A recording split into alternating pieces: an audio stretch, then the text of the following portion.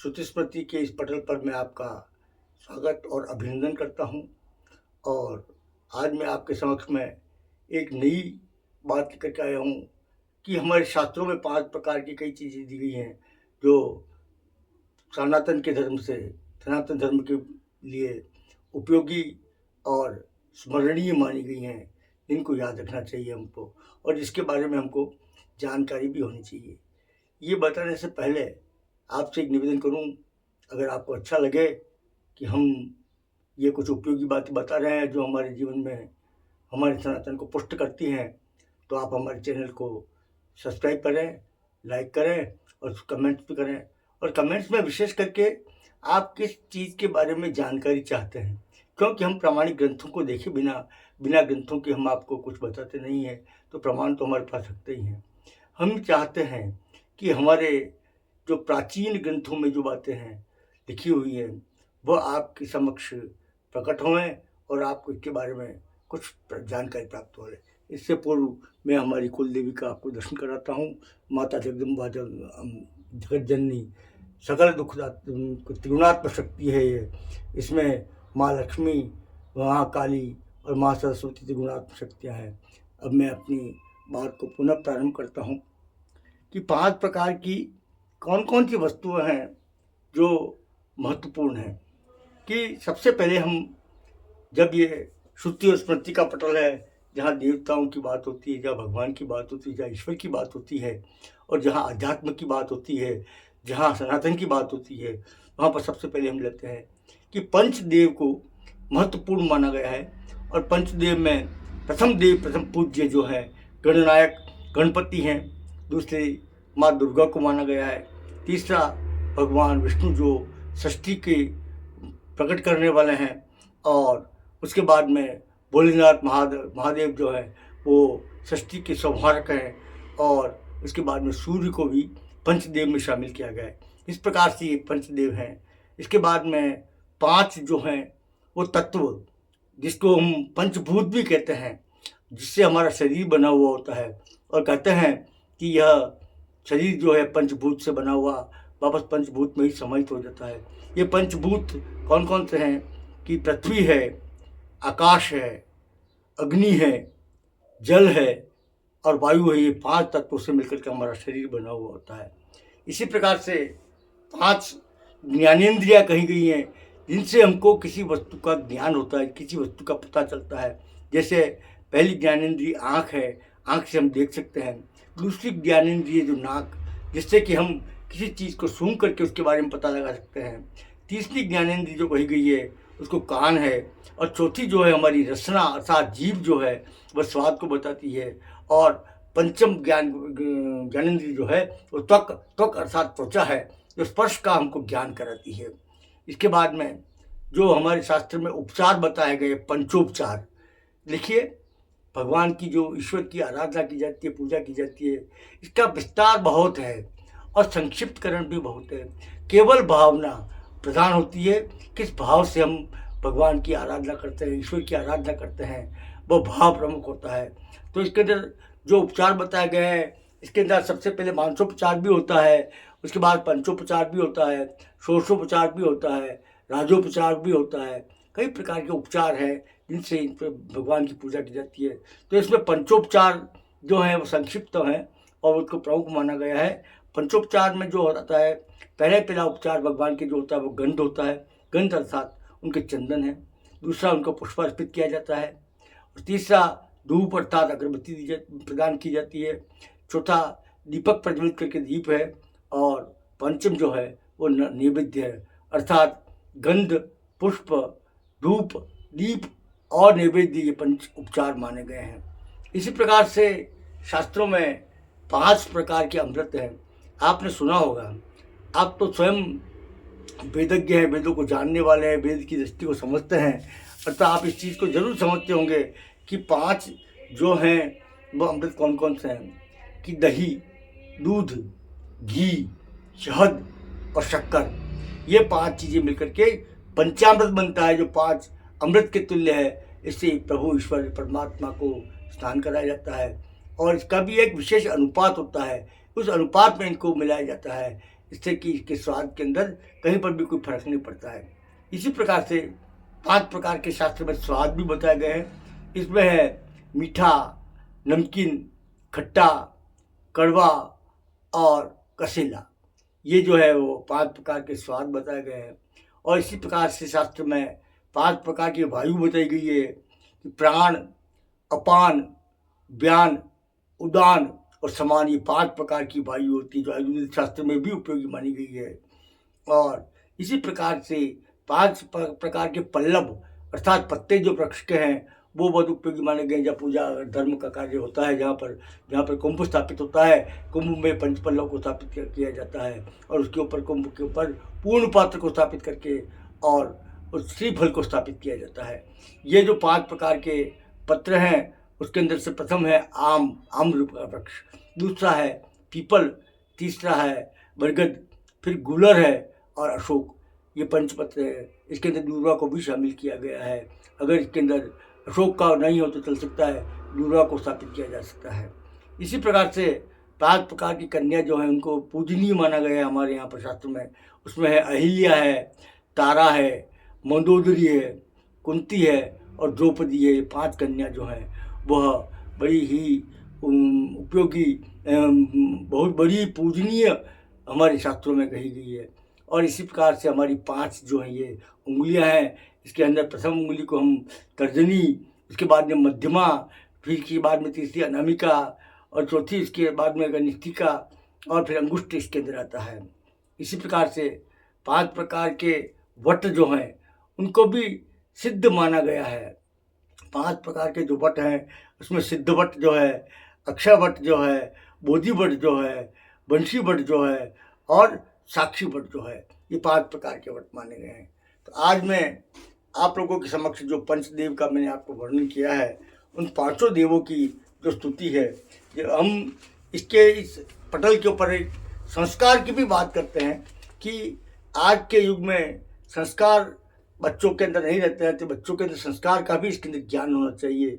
वो विषय हम आगे लेंगे, परंतु प्रातःकाल सुबह उठ करके जैसे हम जमीन पर पाँव रखते हैं तो श्लोक बोलना चाहिए कि समुद्र वसने देवी पर्वतस्तर मंडले विष्णुपत्नी नमस्तुभ्यम पाद स्पर्शम करुष्महे है। इस प्रकार से हमको ध्यान करना चाहिए।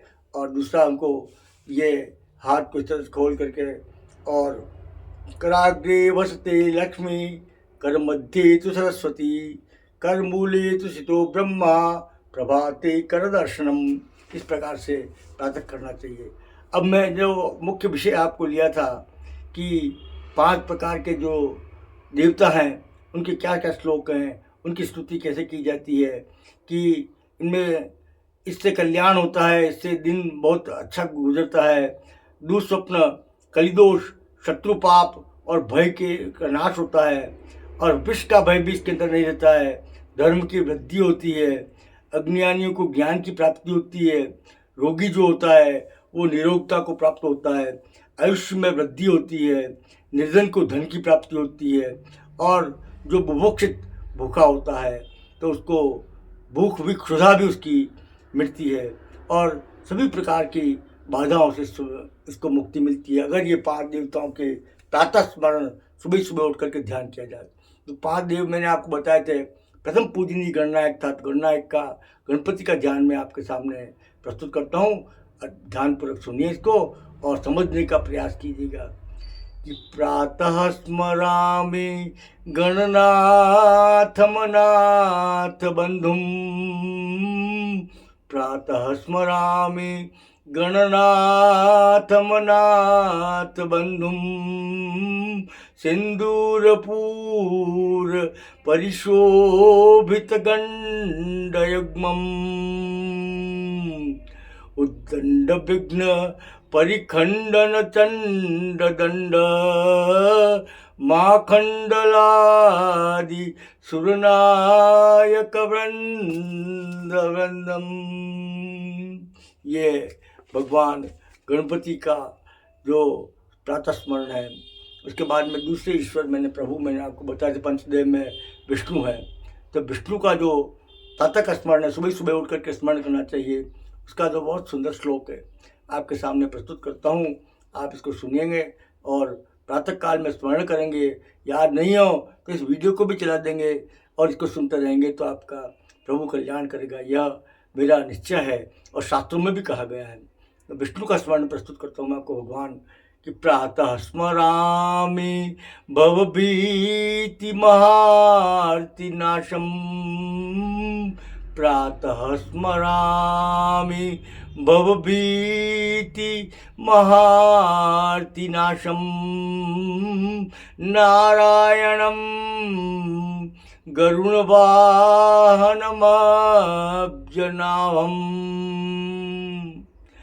ग्राहाभिभूत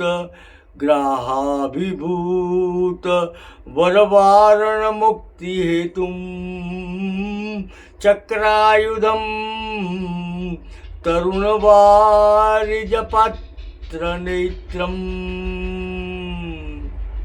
कि संसार के भय दुखी रूपी महान दुख को नष्ट करने वाले ग्राह के गजराज से गजराज को भगवान मुक्त कराने वाले चक्रधारी एवं नवीन कमल दल के समान, नवीन कमल के पत्तों के समान नेत्र वाले और पद्मनाभ गुरु भगवान श्री नारायण को मैं प्रातःकाल नमस्कार करता हूँ। ये इसका हमारे अर्थ होता है। इसके बाद में तीसरे देव मैंने आपको निवेदन किए थे जो शास्त्र में दिए गए हैं, वह हैं शिव महादेव भोलेनाथ जो सभी के ऊपर कृपा करते हैं।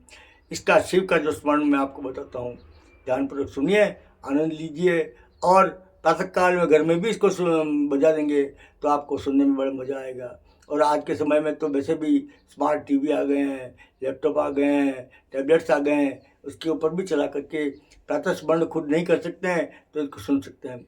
तो शिव का स्मृति जो है, शिव की जो स्तुति है वो आपके समक्ष में प्रस्तुत करता हूँ कि प्रातः स्मरामि भवभीतिहरं सुरेशं, प्रातः स्मरामि भवभीतिहरं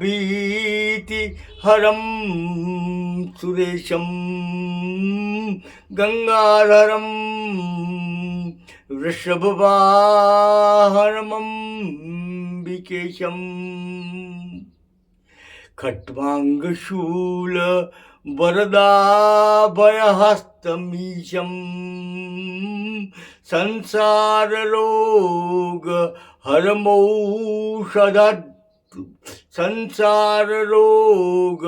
हरमौषधं द्वितीयम्। इसका जो अर्थ होता है कि संसार के भय को नष्ट करने वाले हे देवेश गंगाधर भगवान महादेव भोलेनाथ जो वृषभ अर्थात बैल के ऊपर सवारी करने वाले हैं और माता पार्वती के नाथ हैं, हाथ में उनके खट्वांग एवं त्रिशूल को धारण किए हुए हैं और संसार के समस्त रोगों का नाश करने के लिए अद्वितीय औषधि के स्वरूप अभय एवं वरद मुक्ता वरदान की मुद्रा में हस्त वाले भगवान शिव को मैं प्रातःकाल प्रणाम करता हूँ, प्रातःकाल को नमस्कार करता हूँ। ये भगवान शिव की स्तुति है। इसके पश्चात मैंने आपको माता जगदम्बा, त्रिगुणात्मक शक्ति, भगवती महाकाली, महालक्ष्मी और माँ सरस्वती के पंच देवताओं के अंदर नाम बताया था। तो मैं प्रयास करता हूँ कि आपके सामने अच्छी तरीके से, श्रेष्ठ तरीके से, शास्त्रोक्त तरीके से देवी का स्मरण करके मैं आपको बताता हूँ। आप उसको सुनिए और आनंद लीजिए कि प्रातः स्मरामि शरदिन्दुकरोज्ज्वलाभां, कि प्रातः स्मरामि शरदिन्दुकरोज्ज्वलाभां, सद्रत्नवन् मकरकुण्डलहारभूषाम्, दिव्यायुधोर्जितसुनीलशास्त्रहस्तां, रक्तोत्पलाभ चरणां भवतीं परेशां। इसका संक्षिप्त रूप से मैं अर्थ भी बताने का प्रयास करता हूँ कि शरद काल की सर्दी की ऋतु की चंद्रमा के समान उज्ज्वल धवल आभा वाली और उत्तम उत्तम रत्नों से जड़ित मुकुट को धारण करने वाली और विभिन्न प्रकार के नाना भांति के मुक्ताओं से सुशोभित हार को धारण करने वाली, दिव्य आयुधों से युक्त दीप्त और सुंदर हजारों हाथों वाली, लाल कमल की आभायुक्त चरणों वाली भगवती दुर्गा देवी को मैं प्रातः काल में प्रणाम अर्पित करता हूँ। ये भावना करके माँ की आराधना प्रणाम करना है। इसके पश्चात मैंने आपको बताया था 5 में से गणेश है, विष्णु है, शिव है और देवी स्मरण है।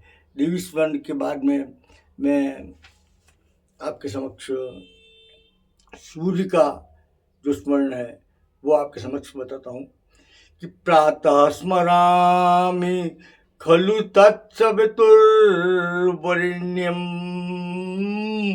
प्रातः स्मरामि खलु तत्सवितुर्वरेण्यं, रूपं हि मण्डलमृचोऽथ तनूयजूंषि,